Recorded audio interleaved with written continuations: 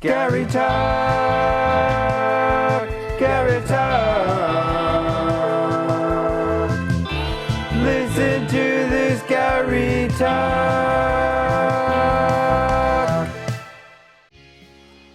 Hey, it's me, Mr. Andrew ESL, here for another Gary Talk. This time, we're going to be talking about humor in education. So buckle up if you're a toddler in a high chair listening to this while eating dinner, while we talk about how comedy and humor in general can be an effective teaching tool. Kids love to laugh. They love comedy, but they have very little autonomy. They can't just go to a comedy show and watch a comedian. First of all, they're not old enough to get into the club. Second of all, the shows are way past their bedtime. Third of all, they can't drive a car, so they can't get downtown. Fourth of all, even if they could, they don't have any money to buy tickets. They don't have jobs. They're kids.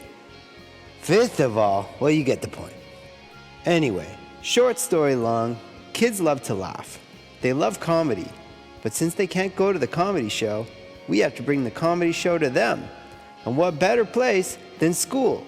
They're going to be there anyway. We may as well have some fun while we're there.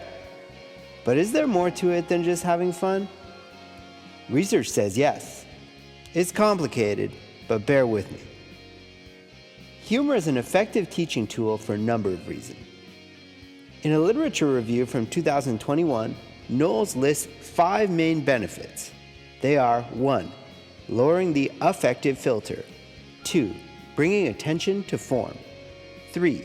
Attention to memory. 4. Building humor competence. 5. Being a coping mechanism. I'm going to look into these. 1. The affective side. That's your emotional state, and the affective filter is your stress level and anxiety that can get in the way of learning. But if you're laughing, you're in a better mood, you're less stressed, and you're more open to learning. 2. Attention to form. A joke, like any text, will have vocabulary, grammar, syntax, etc. that the learners can model. But humor can provide additional motivation, as the learner needs to understand the grammatic elements to understand the joke. And everyone wants to be in on the joke, so they're motivated to understand it. Attention to memory, number 3. Comedy is memorable by nature. The whole point of a joke is to produce an unexpected result. The expected result wouldn't be a joke, it would just be a question, maybe a riddle. Which makes me think about who invented that joke, why did the chicken cross the road?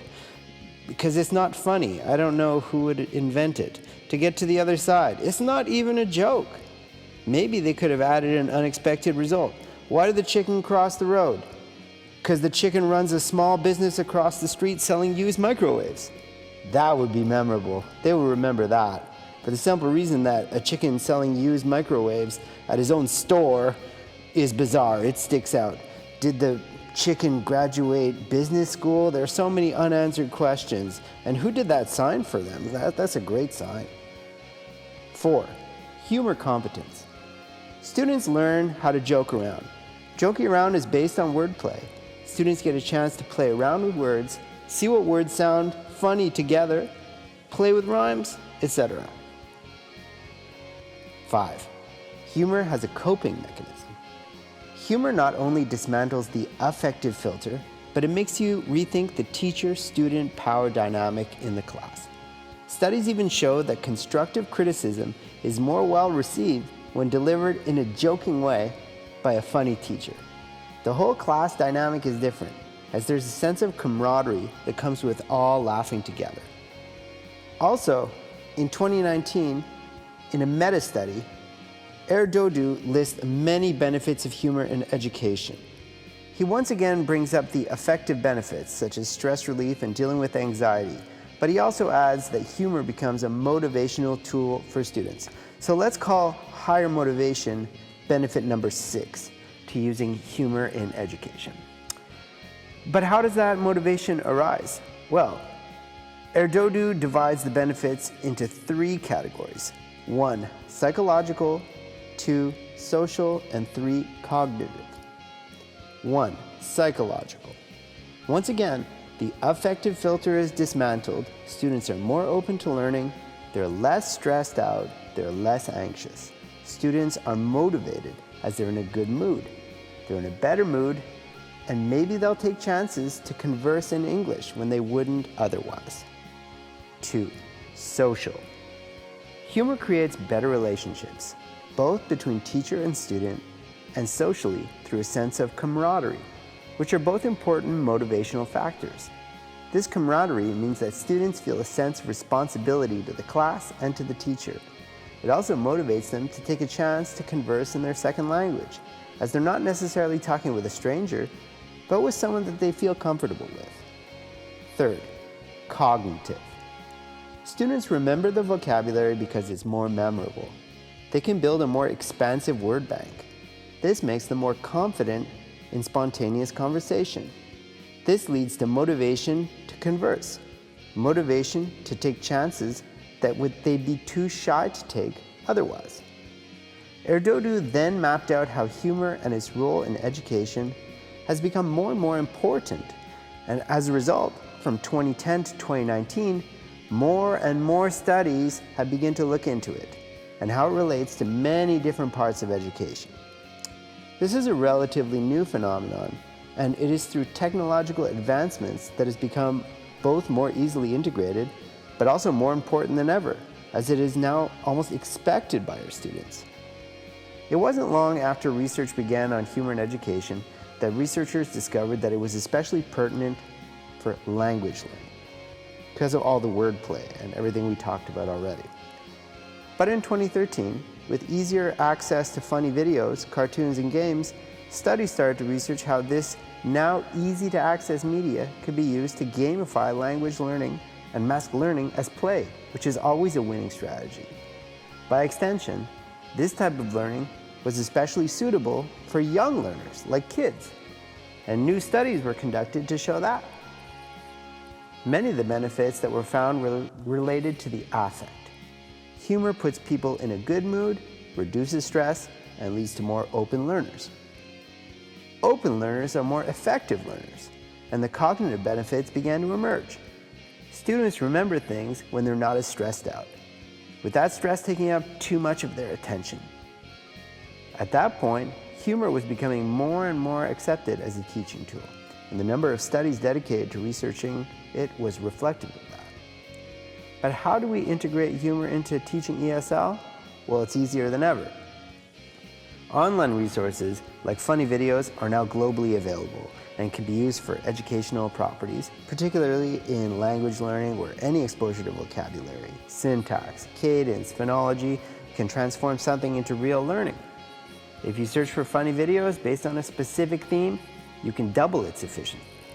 In my ESL program that I've developed, I have a series of videos called The Adventures of Life. I try to produce funny educational material about the target theme so that kids will effortlessly absorb the learning without even realizing that their play is work. If we can mask learning, work, as play, the funny videos they consume at home, then students will feel as relaxed in school as they feel at home. Well, maybe not that relaxed, but they'll be relatively relaxed and they'll want to be in school. And that outlook can go a long way.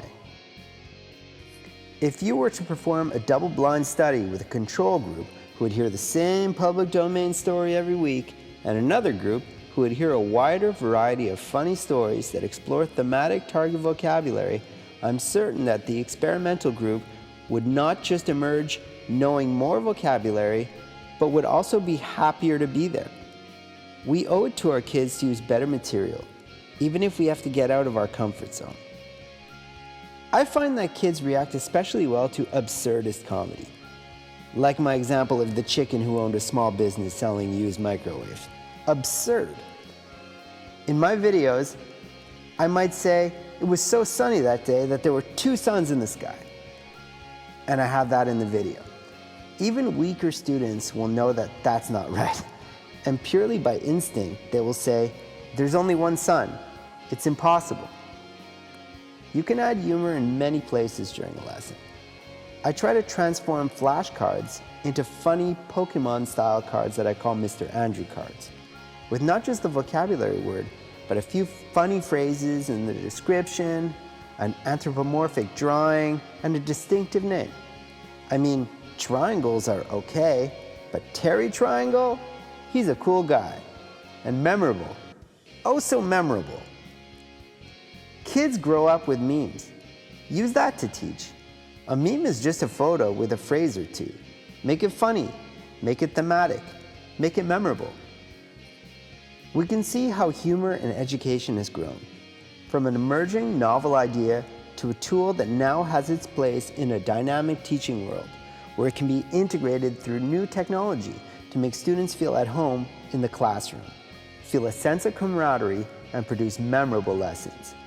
In a teaching context such as ESL, where we only have a limited number of minutes each week, we need to make our teaching minutes more efficient. Humor in education can serve such a purpose. We can get more out of those limited minutes in order to become better, more efficient teachers that produce better, more efficient learners. Oh, and here are the 2 studies that I referenced. You can read them if you want. I'm not lying. I don't need to lie. The truth is good enough. See you next time. Thanks again for listening to my Gary Talk.